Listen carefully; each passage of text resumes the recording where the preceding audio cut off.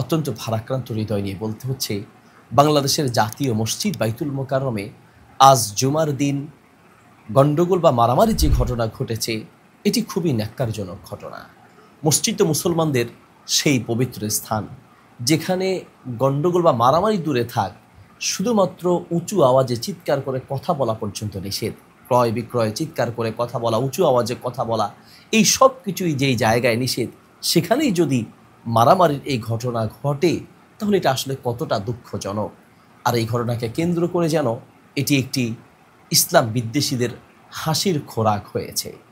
যে বা যাদের কারণে মসজিদে মারামারির ঘটনা ঘটেছে, আমরা এর অবশ্যই সুষ্ঠু তদন্ত দাবি করছি। পাশাপাশি বলবো, যেই ইমাম বা খতিবকে অপসরণকে কেন্দ্র করে ঘটনা ঘটেছে, সেই ইমাম এবং খতিবের অবশ্যই তার জানা উচিত। রাসূল সাল্লাল্লাহু আলাইহি ওয়াসাল্লাম সুনানে তিরমিজির হাদিসে বলেছেন, ইমামু কওমিন ওয়াহুম লাহু কারিহুন।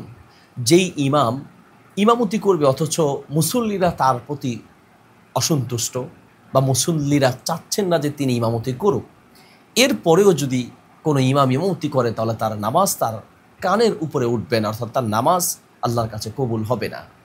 যেহেতু মুসল্লিরা আপনার প্রতি বিরোধ বা আপনার প্রতি অসন্তুষ্ট বা আপনার প্রতি বিভিন্ন অভিযোগ রয়েছে, তাহলে আপনি সসম্মানে বিদায় নিলেই তো, আপনি সসম্মানে সেখান থেকে বিদায় নিলেই তো এই ন্যাক্কারজনক ঘটনা ঘটতো না।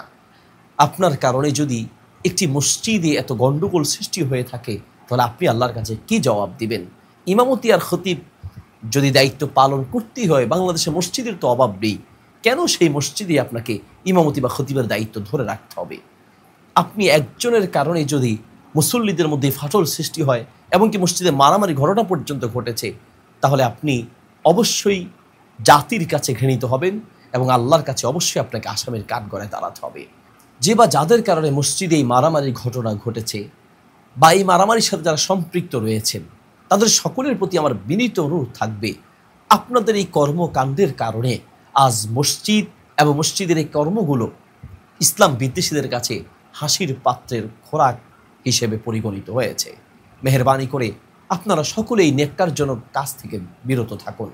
মসজিদকে অমুসলিমদের কাছে বা ইসলাম বিদ্বেষীদের কাছে হাসির পাত্র বানাবেন না।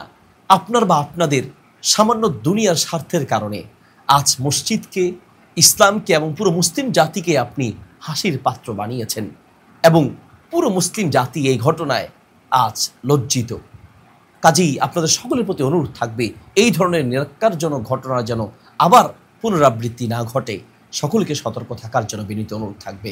জাযাকুমুল্লাহ খাইর। আসসালামু আলাইকুম ওয়া রাহমাতুল্লাহি ওয়া বারাকাতুহু।